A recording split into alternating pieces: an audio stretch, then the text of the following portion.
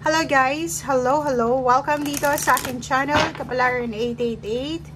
Sagittarius, alamin natin kung anong messages, vibration, gabay energy para sa inyong lahat. At ay new moon in Taurus guys, so I hope na makuha mo ang energy. Sagittarius. Okay, first 3 cards natin. Mayroon dito na posibleng plano ka na hindi ka pa sigurado or meron kang minamanifest na hindi pa natin alam kung makukuha mo siya or hindi. Okay? But kahit hindi ka pa sigurado, hold your vision, 'di ba? Huwag mo siyang ibababa, huwag mo siyang bibitawan. So, for example, may goals ka. Ano ba 'yan? Makapag-abroad. 'Yun lang. First goal, or yung iba, yun yung goal nila. Second, may kasal. Third, magnegosyo. Parang ganon. So, parang feeling mo, hindi mo pa alam kung matutuloy siya or pangarap mo lang siya. Pero wag na wag mong bibitawan siya. Be bold and make the first move. Kasi, pag gumawa ka na ng aksyon, naramdaman mo na lang yan. Nandun ka na sa tuktok. Nakuha mo na. 'Di ba? So, sinasabi sa'yo dito, Sagittarius, na ano man itong gusto mong mangyari sa buhay mo, ano man itong gusto mong marating sa buhay mo, ano man itong gusto mong makuha sa buhay mo, kahit hindi ka sigurado, believe in the impossible. And sa sipag mo, sa tiyaga mo, sa pagiging mabuting tao, sa paniniwala sa Panginoon, walang imposible. Lahat pwede mong makuha. 'Di ba? So, hindi mo dapat binibigyan ng limit yung kakayahan mo. Kasi kung iisipin, hindi yan papasok sa isip mo, ang isang bagay na yan, na goals na yan, or ambition sa buhay, kung alam mo na hindi mo naman kaya. 'Di ba? So, pumasok yan sa buhay mo, sa intuition mo, dahil naniniwala sa'yo ang universe na kaya mo. Okay?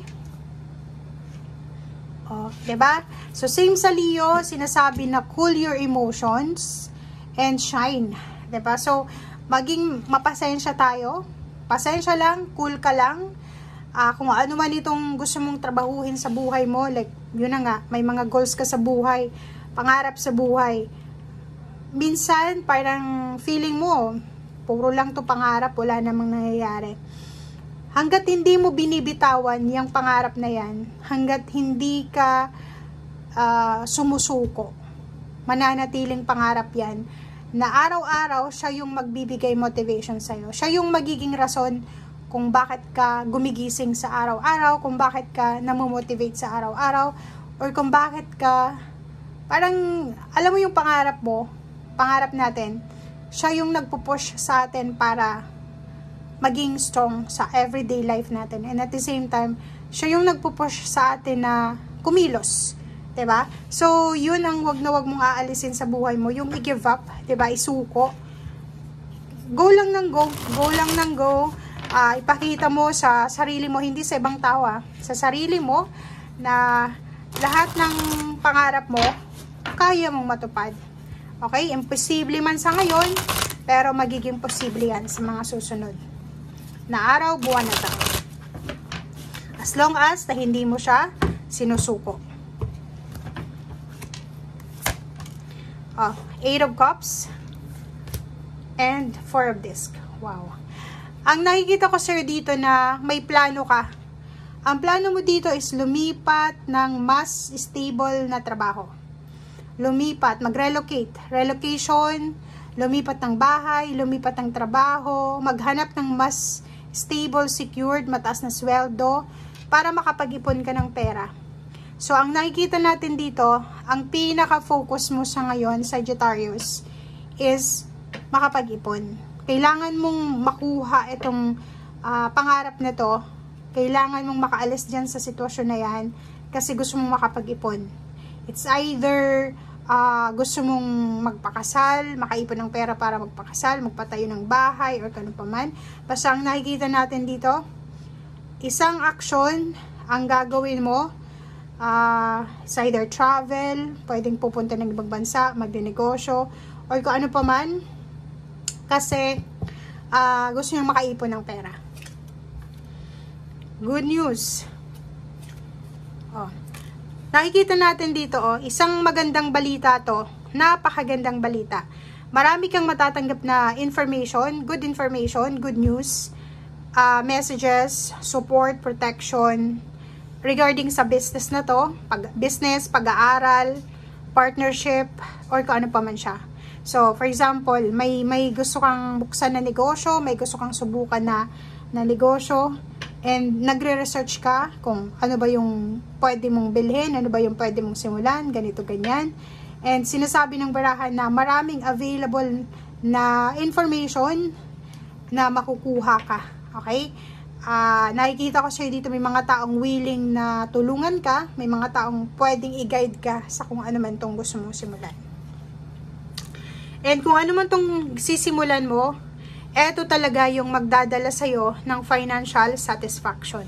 So, ibig sabihin, financial achievements, kung ano man tong binabalak mong pag-iipon ng pera, source ng income, or source ng financial na to, siya yung magiging sagot sa kung ano man itong wini-wish mo.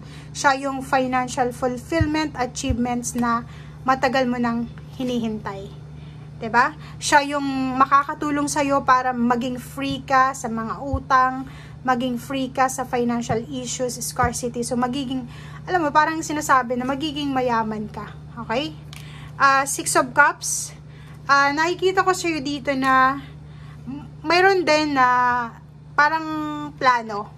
Siguro may plano ka before. Marami kang plano dati na gustong itayo na business. And then babalik siya ngayon. Starting May 7, babalik siya. Parang babalik sa isip mo, kailangan kong ituloy ito. Kailangan kong ituloy itong plano ko dati. Kaso lang, kailangan kong mag-ipon ng pera. Sinasabi ng baraha din na may mga relationship issues ka, or pwedeng mga karelasyon ito, mga dating fling, ex, or kung sino man siya, na gustong makipagbalikan sa'yo. Ingat-ingat ka, kasi ang focus mo lang dapat ngayon, simula May 7, is etong financial new beginnings na to. Okay? Huwag kang mag-focus sa mga relationship na gustong magsimula. Kung partnership siya, business partnership, investor, pwede pa. Pero kung relationship ito na papasukin mong pagsisimula, huwag mo nang ituloy. Kasi hindi yan ang pinaka subject ngayon ng universe sa'yo. So, parang sinasabi sa'yo ng baraha na mag-focus ka ngayon sa pagbabago ng iyong financial, hindi doon sa pagbabago ng emotional. And yung emotional mo, lalo kung may asawa ka, may partner, may girlfriend, may boyfriend, focus ka na lang sa kanila if may anak ka.